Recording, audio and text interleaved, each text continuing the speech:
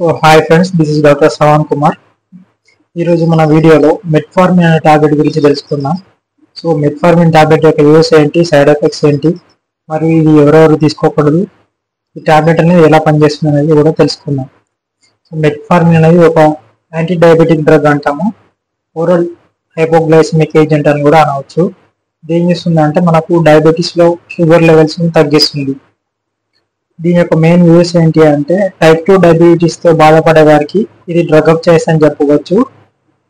మరియు ఇంకొన్ని కండిషన్స్ ఉంటాయి, లైక్ పీసీఓడి కండిషన్స్లో కొంతమందికి ఇన్సులిన్ రెసిస్టెన్స్ అనేది డెవలప్ అవుతుంది. ఆ ఇన్సులిన్ రెసిస్టెన్స్ ఉన్నప్పుడు ఈ మెట్ఫార్మిన్ టాబ్లెట్ కూడా చాలా కామన్గా రాస్తూ ఉంటారు. ఇంకా ఇది కాకుండా మెటబాలిక్ సిండ్రోమ్ అనే కండిషన్ ఉంటుంది. మెటబాలిక్ సిండ్రోమ్ కండిషన్స్లో బ్లడ్ షుగర్స్ లెవెల్స్ అనేవి చాలా ఎక్కువ పెరుగుతాయి, మరియు దాంట్లో డిస్లిపిడీమియా ఉంటుంది, బ్యాడ్ కొలెస్ట్రాల్ పెరుగుతుంది, మరియు హైపర్ టెన్షన్ ఉంటుంది. ఈ మూడింటిని కలిపి మనం మెటబాలిక్ సిండ్రోమ్ అంటాము. ఆ మెటబాలిక్ సిండ్రోమ్ కండిషన్లో కూడా గ్లూకోజ్ లెవెల్స్ని తగ్గించడానికి ఈ మెట్ఫార్మిన్ టాబ్లెట్ అనేది వాడుతూ ఉంటారు. ఇంకా కొన్ని లివర్ కండిషన్ ఉంటాయి, non alcoholic fatty liver disease అంటాము. ఆ కండిషన్స్లో కూడా ఈ మెట్ఫార్మిన్ టాబ్లెట్ అనేది చాలా కామన్గా ప్రిస్క్రైబ్ చేస్తూ ఉంటారు. ఈ మెట్ఫార్మిన్ యొక్క మెయిన్ సైడ్ ఎఫెక్ట్స్ ఏంటి అంటే మెట్ఫార్మిన్ వల్ల మనకు లాక్టిక్ అసిడోసిస్ అనే కండిషన్ రావచ్చు.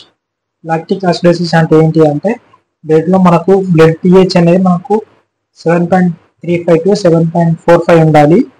7.35 కంటే తక్కువ ఉంటే దాన్ని అసిడోసిస్ అంటాం.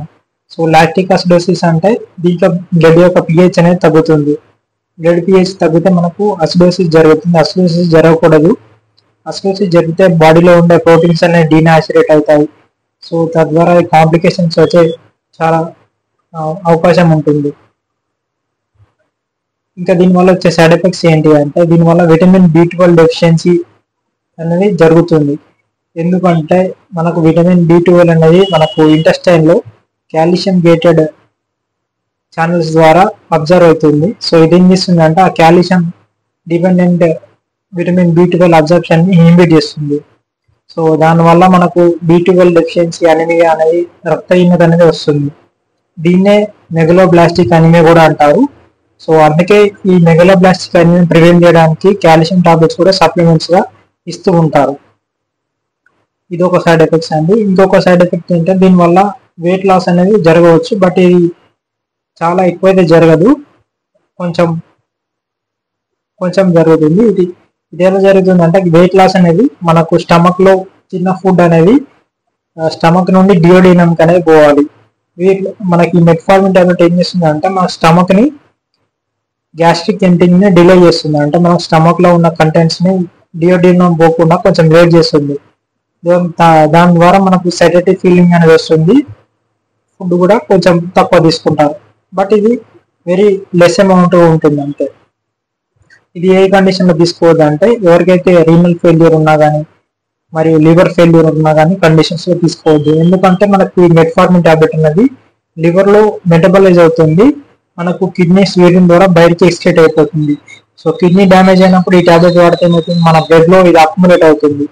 ఇది అక్యుములేట్ అయితే మనకు ఇంకా సివియర్ హైపోగ్లైసెమియా కూడా వచ్చే ఛాన్సెస్ ఉంటాయి. ఇది దీని యొక్క కాంట్రా ఇండికేషన్స్ అండి. ఇంకా క్రానిక్ ఆల్కహాల్ తీసుకునే వారు కూడా తీసుకోకూడదు. ఎందుకంటే క్రానిక్ ఆల్కహాల్ తీసుకునే వారిలో కూడా మనకు ఆల్కహాల్ వల్ల లివర్ అనేది ప్రాబ్లం అవుతుంది. దానివల్ల మెట్ఫార్మిన్ టాక్సిటీ కూడా వచ్చే అవకాశం ఉంటుంది. ఎల్డర్లీ పీపుల్ కూడా తీసుకోకూడదు.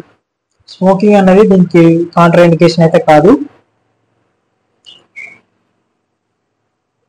ఈ మెట్ఫార్మిన్ అనేది ఎలా పనిచేస్తుంది అంటే మెట్ఫార్మిన్ మనకు లివర్ మీద యాక్ట్ అవుతుంది. లివర్ మీద యాక్టివ్ అవడం వల్ల మనకు లివర్ నుండి గ్లూకోజ్ అనేది బ్లడ్ లోకి రిలీజ్ కావడం తగ్గుతుంది.